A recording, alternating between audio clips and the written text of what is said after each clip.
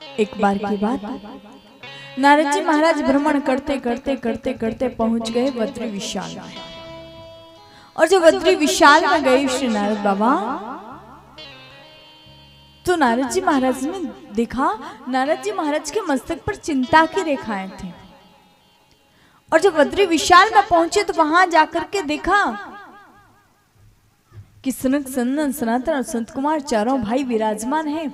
चारों भाइयों की दृष्टि पड़ी नारद जी महाराज पर, और जो ही नारद जी महाराज पर दृष्टि पड़ी तो नारद बाबा की ओर देखा, नारद जी महाराज को आवाज लगा दी, अरे बाबा जी कहाँ जा रहे हो, भागे भागे। कथम ब्रह्मण्य दीन मुखा कुत चिंता तुरो भवा, त्वरितम गम्यते कुत्र कुतश्चागमनं तव। इदानीं शून्य चित्तोऽसि गतवित्तो यथा जना, तवेदं मुक्ति संगस्य नोचितं वद कारणम्। अरे बाबा, कथम ब्रह्मण्य दीन मुखा कुतश्चिंता तुरो भवान, कहाँ जा रहे हो भागे भागे, आपकी चिंता का कारण क्या है? ये आपके मस्तक पर चिंता की रेखा है क्यों? इदानीं शून्य चित्तोऽसि गतवित्तो यथा जना, कहाँ भागे जा रहे हो? नोचितम वद कारणम, अपनी चिंता का कारण तो बताओ मुझे। क्या किसी ने आपका कोई धन छीन लिया? नारद जी महाराज बोले नहीं, आप थोड़ा सा नीचे उतर करके आओ, फिर आपको सारी बात बताता हूं। चारों भाई नीचे उतर करके आए तो पूछा, बाबा क्या बात है, क्यों चिंता की रेखा है? तो कह दिया, क्या बताऊं, आप कहते हो धन, तो सुनो, धन तो वो है हमारे पास में जिसे कोई जितना लेवे वो उतना ही बढ़ता है, दिन दिन बढ़त सबायो। बोले ऐसा कौन सा धन है? तो कहा है कि पायो जी मैंने राम रतन धन पायो, पायो जी मैंने राम रतन धन पायो, पायो जी मैंने राम रतन धन पायो। बोले कौन सा धन है हमारे पास में? बोले राम नाम रूपी धन है। बोले इस धन को जो कमा लेता है ना, पहली बात तो ये धन सबको नहीं मिलता, ये धन सबको नहीं मिलता, और जिसको मिल जाता है फिर बोले वो व्यक्ति उससे बड़ा धनवान दुनिया में कोई और होता नहीं है। क्योंकि कहा है, बोले सबसे बड़ा धनवान कौन है दुनिया में? सबसे बड़ा धनवान है कौन? जिसके पास में कोठी है, बंगला है, वो धनवान नहीं है। बोले जिसके पास में राम नाम रूपी धन है वो धनवान है। जिसके पास में प्रभु के नाम का धन है वो सच्चा धनवान है। मीराबाई से पूछा, तुझे किस बात का घमंड है? राणा की पत्नी है इस बात का घमंड है? तू राजरानी है इस बात का घमंड है? मीराबाई ने कह दिया, नहीं, अरे राणा की पत्नी हूं इस बात का क्या घमंड करूं, एक दिन राणा चला जाएगा, एक दिन मैं चली जाऊंगी, किस बात का घमंड? राजरानी की बात करते हो ना, तो एक दिन राजगद्दी चली जाएगी, इस वक्त का क्या घमंड करूं? किसी की राजगद्दी कोई परमानेंट थोड़ी होती है। आज जो राजनेता है वो कल नहीं होगा, पक्की बात है। एक सत्र रहेंगे, 2 सत्र, 3 सत्र, एक ना एक दिन तो जाना ही है। बोले पर फिर किस बात का घमंड है? बोली है ना, बोले मेरे पास में बहुत बड़ा धन है। बोले कौन सा धन है? तो कहा, पायो जी मैंने राम रतन धन पायो, पायो जी मैंने राम रतन धन पायो। वस्तु अमोलक दे मेरे सद्गुरु, वस्तु अमोलक दे मेरे सद्गुरु, वस्तु अमोलक दे मेरे सद्गुरु, वस्तु अमोलक दे मेरे सद्गुरु, कृपा कर अपनायो पायो जी मैंने राम रतन धन पायो, पायो जी मैंने राम रतन धन पायो। बोले अच्छा तूने ये धन पाया है तो वो तो चल ठीक है, पर इस धन को पाने के लिए कुछ पूंजी भी तो लगाई होगी। भाई कुछ कमाने के लिए हम दुकान रखते हैं तो दुकान रखने के लिए सीधी तो इनकम नहीं हो जाती, पहले तो पूंजी लगानी पड़ती है तब ना दुकान रख पाते हैं। तो बोले तूने ये कमाया है इतना तो इसमें पूंजी कितनी लगी? तो मीराबाई ने बताया है जन्म जन्म की पूंजी पाई, जन्म जन्म की पूंजी पाई, जन्म जन्म की पूंजी पाई, जन्म जन्म की पूंजी पाई, जग में सभी गवायो पायो जी मैंने, जग में सभी गवायो पायो जी मैंने, राम रतन धन पायो, पायो जी मैंने राम रतन धन पायो। बोले अच्छा तूने अपनी जीवन की सारी पूंजी लगा दी इसमें? बोले हाँ। बोले फिर तुझे डर नहीं लगता? बोले किस बात का डर? बोले कहीं किसी ने इस धन को चोरी कर लिया तो? किसी ने इस धन को कहीं चोरी कर लिया तो क्या होगा? तो मीराबाई बोली हाँ जानती हूँ। अरे मैं तो चाहती हूँ इसको लोग चोरी करें। बोले क्यों? बोले जो चोरी करेगा ना, बोले ये धन कम नहीं होता चोरी करने से, ये तो बढ़ता ही है। ऐसा क्या? बोले हाँ, पर इसको चोरी करना भी हर किसी के बस की बात नहीं है। ये धन हर कोई चोरी नहीं कर सकता। कहाँ है?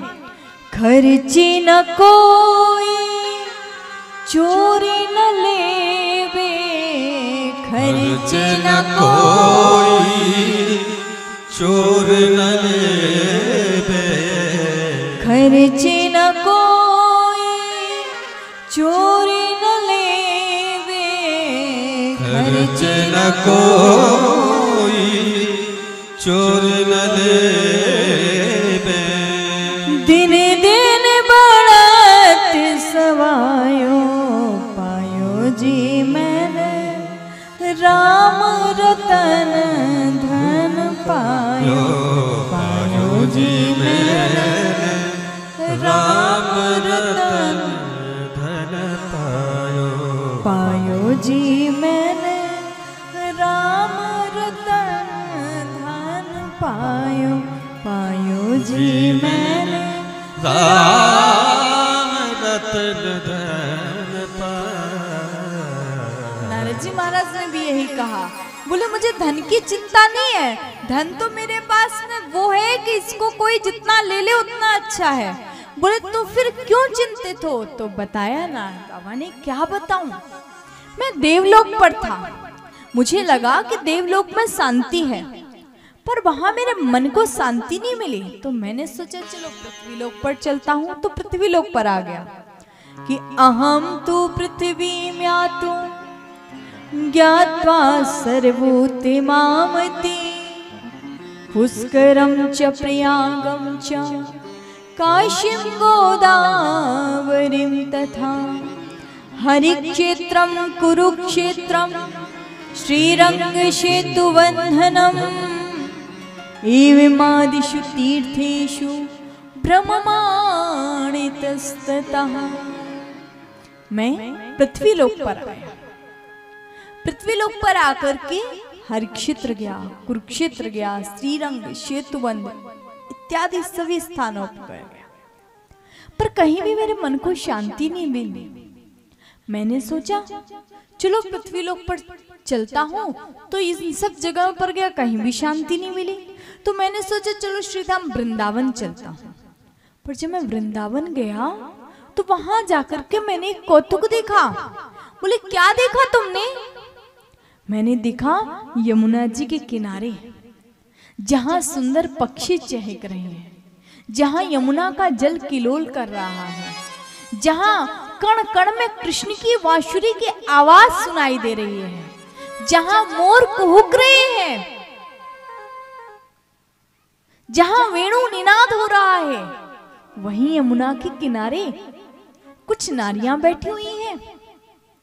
चारों तरफ प्रसन्नता है, पर उन नारियों के बीच में एक नारी बैठी है जिसकी आंखों में आंसू गिर रहे हैं। और आंसू गिरते समय देखा सामने दो वृद्ध पुरुष पड़े हुए हैं, उनके ऊपर हाथ फेर रही है। नारियां उसको समझाती हैं, बहन रुदन मत कर। मैंने सोचा कि मैं जाकर के पूछूं कि है कौन ये देवी जी, पर फिर मैंने कहा नहीं, ये नारी जाती है, पता नहीं कुछ उल्टा सीधा बोल दिया तो क्या करूंगा।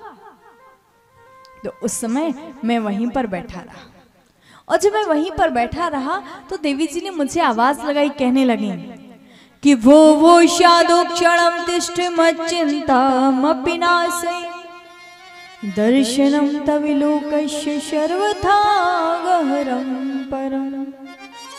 अरे नारद बाबा, अरे बाबा कहाँ जा रहे हो भागे भागे? बाबा जी इधर आओ। नारद जी ने कहा देवी आप कौन है, आपका परिचय क्या है? बोले देवी जी ने अपना परिचय दिया, बताया कि अहम भक्ति रीति ख्यातम इमौ में तनयौ मतौ ज्ञान वैराग्य नामानो काल योगे नजर जरो। बोली मेरा नाम है भक्ति। ये जो दोनों वृद्ध पुरुष आप देख रहे हैं ना, ये मेरे पुत्र हैं, ज्ञान और वैराग्य। कलयुग के प्रभाव से इनको वृद्धावस्था आ गई, मुझे भी वृद्धावस्था आई, पर मेरी वृद्धावस्था वृंदावन आने से दूर हो गई, पर मेरे पुत्रों का कष्ट दूर नहीं हुआ। नारद जी महाराज आप मेरे पुत्रों की कष्ट की निवृत्ति कीजिए। नारद जी ने कहा बस इतनी सी बात है, देवी चिंता मत करो। नारद बाबा ने क्या किया, इनके कानों में भगवान के नाम को गाना आरंभ कर दिया। नारायण नारायण नारायण नारायण नारायण, जय जय नारायण नारायण नारायण नारायण नारायण, जय जय नारायण नारायण नारायण नारायण नारायण, जय जय नारायण नारायण नारायण नारायण नारायण, हरि नारायण नारायण नारायण नारायण नारायण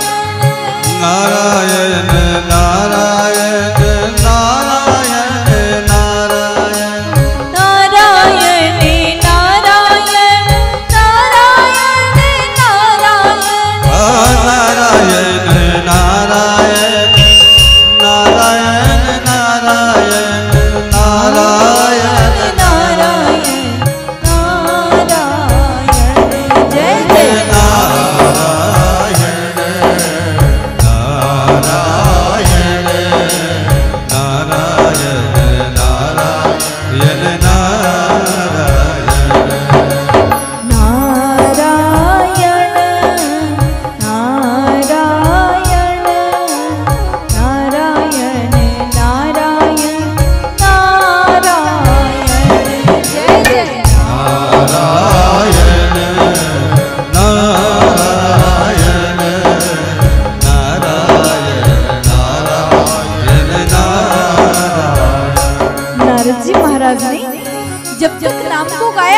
ज्ञान वैराग्य की मूर्छा खुल गई, और जो नाम को गाना बंद किया सो ज्ञान वैराग्य फिर मूर्छित हो गए। सोचा अब क्या करूं? तो उस समय क्या हुआ, नारद जी महाराज आए और इनकी कानों में गीता पाठ सुनाना आरंभ कर दिया। गीता पाठर मुहुर्मुहु, बार बार गीता पाठ सुनाते, जब तक गीता पाठ सुनाते ज्ञान वैराग्य की मूर्छा खुल जाती। जो गीता पाठ सुनाना बंद करते तो ज्ञान वैराग्य फिर मूर्छित हो जाते।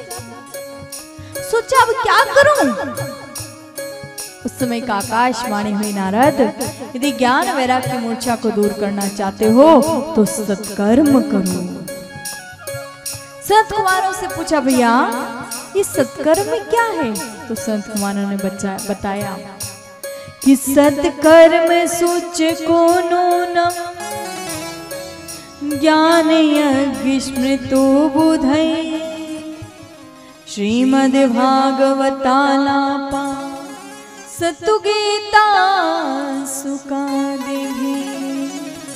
बोले सत्कर्म कुछ और नहीं है, सत्कर्म है श्रीमद् भागवत की कथा।